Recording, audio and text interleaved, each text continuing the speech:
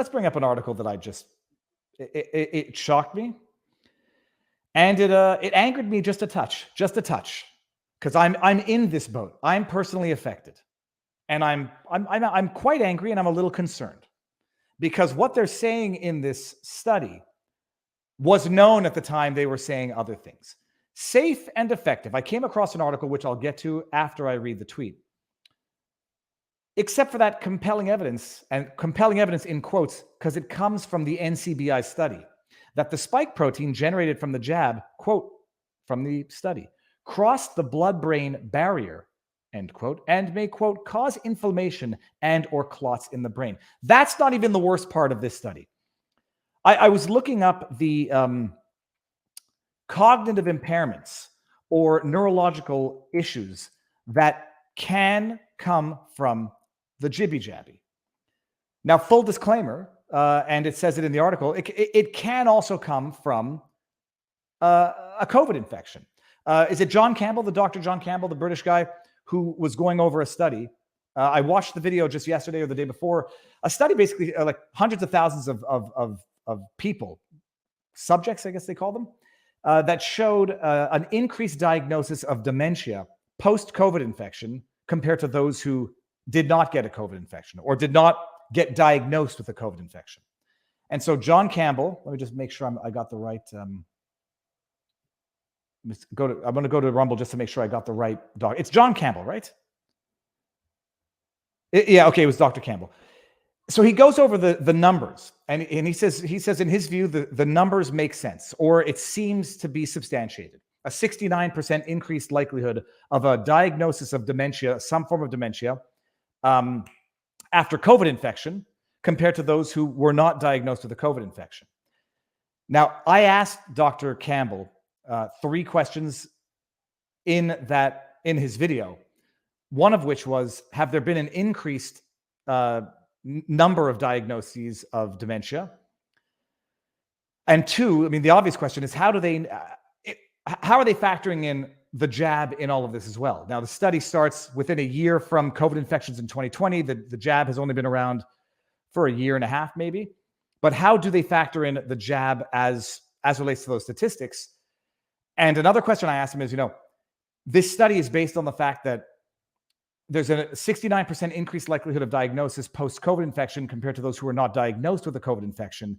But a lot of people, I suspect, were in fact infected with COVID and didn't go to get a diagnosis, which itself could in fact have an impact on the stats, which means that people who knew, it could have an impact on the stats if the type of person who doesn't go to get a COVID test also doesn't go to a doctor quite as much. So I had a bunch of questions. I hope he can answer them. I put it in the comment section. We'll see. But I came across this study, and it was mildly shocking. National Library of Medicine, the National Center for Biotechnology Information. How does severe acute respiratory syndrome, coronavirus, affect the brain and its implications for the vaccine currently in use? So this mini review focuses on the mechanisms of how severe acute respiratory syndrome, coronavirus, affects the brain, with an emphasis on the role of the spike protein in the patients with neurological symptoms. Following infections, patients with a history of neurological complications may be at higher risk of developing long-term neurological conditions associated with the protein, the prion, such as Parkinson's disease and Lewy body dementia. Compelling evidence has been published to indicate that the spike protein, which is derived from SARS-CoV-2 and generated from the vaccines currently employed, is not only able to cross the blood-brain barrier, but may cause inflammation and or blood clots in the brain. Consequently, should vaccine-induced expression of spike proteins not be limited to the site of injection and draining lymph nodes, there is a potential of long-term implications following inoculation that may be identical to that of patients exhibiting neurological complications after being infected with SARS-CoV-2. However, further studies are needed before definitive conclusions can be made. I don't think I'm misunderstanding anything there. They're basically saying that the jab uh, triggers a spike protein that permeates the brain barrier, and that can cause neurological issues. I believe the word was decades later. This is this it?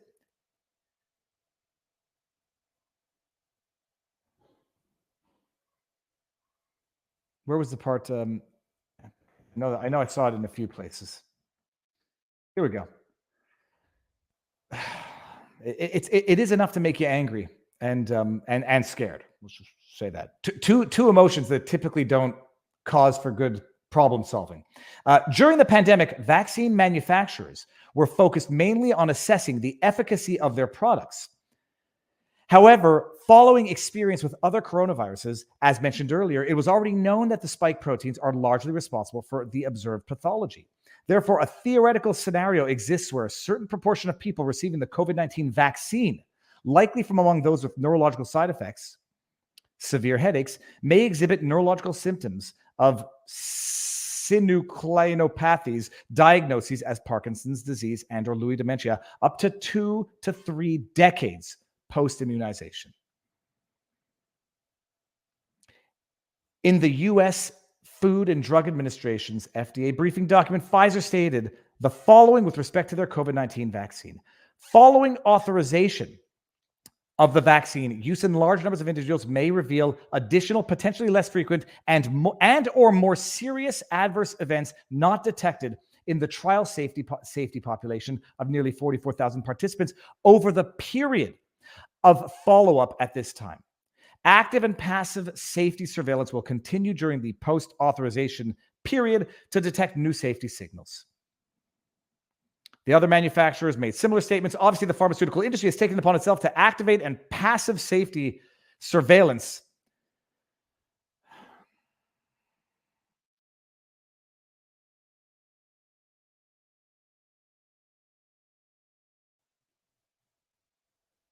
Yeah, let me see here. Brain barrier. Where is the barrier? Vaccine. That's the punchline, people.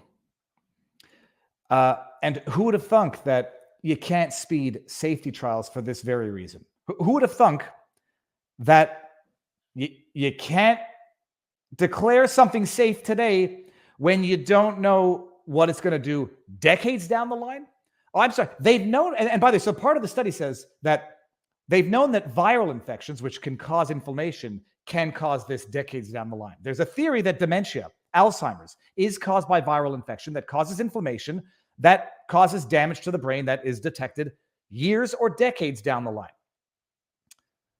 Now they're concluding that some doctors were saying this before I even knew what the terms meant, that the spike protein generated by the jab wasn't staying located to the site of the injection, that it was going throughout the body, going to lymph nodes, going to genitals, going to breasts. Some doctors were saying this from the beginning. I didn't even understand what the terms meant at the time. They were saying that the spike protein was traveling throughout the body and was causing issues insofar as it was traveling to areas where it's not supposed to travel to, causing inflammation or other issues because of the fact that the spike protein was not staying in the injection site. These doctors were called quacks. They were demonized. They had their Wikipedia pages stealth edited to discredit them. And now NCBI, or whatever that publication was, it's legit. It's saying, yeah, we're seeing,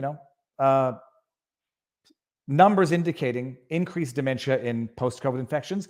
Oh, now we're also seeing that the spike protein is crossing the brain membrane barrier and that it can cause dementia, Lewy body disease, Parkinson's disease, Alzheimer's decades later. And this has now been pushed on pretty much everybody, 90% of the population. I'm going to look in the chat and see people writing purebloods. Yeah, no, it's shocking.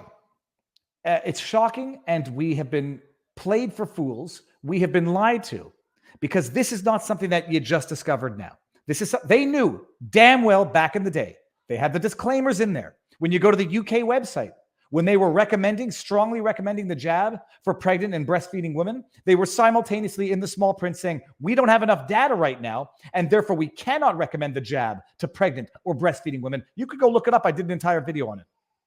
When they knew damn well they lacked the data to say that this is safe long-term, they were pushing it on everybody, including children. And they're still doing it. Western University is still pushing the jab on 18-year-old to 25-year-old young males who are at risk. I don't know. Hey, they're going to be at risk for seemingly, apparently, dementia, Parkinson's decades later. They're at current risk for myocarditis in the order of 1 in 5,000 per dose.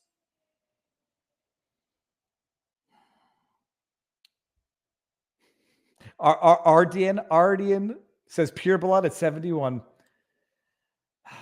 Melissa says pure blood, and David 1128 says it is insidious. It's beyond insidious.